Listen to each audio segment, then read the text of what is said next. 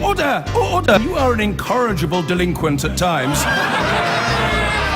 Behave yourself, man!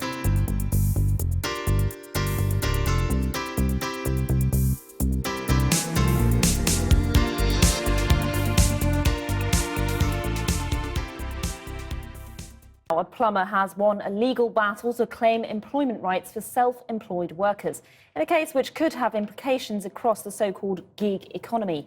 Gary Smith, who had worked for the London-based Pimlico Plumbers for 6 years, argued he was entitled to the same benefits as directly employed staff. The company is considering an appeal to the Supreme Court, but union leaders say it's exposed the problem of sham self-employment. Our business editor, Siobhan Kennedy, reports. There's only one name you can trust when you need household maintenance. If this looks like an ordinary company with offices, desks and employees going about their business, it's because it is. Pimlico Plumbers was founded in 1979 in the basement of a property firm in London. Today the company has 325 employees, although strictly speaking that's not true, because at least half of them are tradespeople, mostly plumbers, who work for the business on a self-employed basis. But now Pimlico Plumbers is involved in a high-stakes court battle with one of its former plumbers, Gary Smith, who argued that because he worked for the company 5 days a week for 6 years, drove around in one of its branded vehicles, wore its branded clothes, that he was, in effect, one of its employees and therefore should have been afforded certain rights.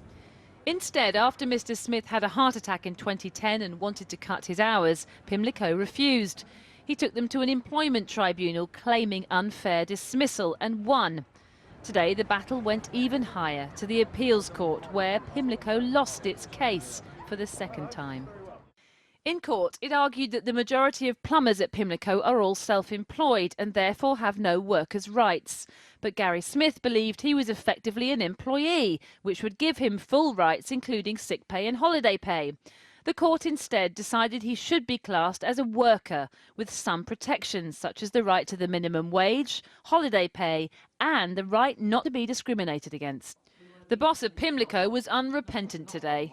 What I'm trying to say is he quite clearly came here on a self-employed basis and was reaping the benefits of a self-employed workmanship with us. Then all of a sudden he has an heart attack and he wants to become an employee. The government needs to get involved in this now, and they need to clarify. You know, years ago it used to be either an employee or self-employed. In the last 10 years they've come up with this person called a worker, and it's confusing a lot of people, causing a lot of issues out there. The government says it's determined to make sure employment rules reflect new ways of working, like the so-called gig economy exemplified by Uber, the ride-hailing company, and City Sprint, the bike couriers, whose self-employed workers also successfully took action to secure better rights. Uber too is appealing. The lawyer defending its workers welcomed today's outcome. Really pleased with this decision because it confirms that the appeal court does look at this in the same way that we all thought they would.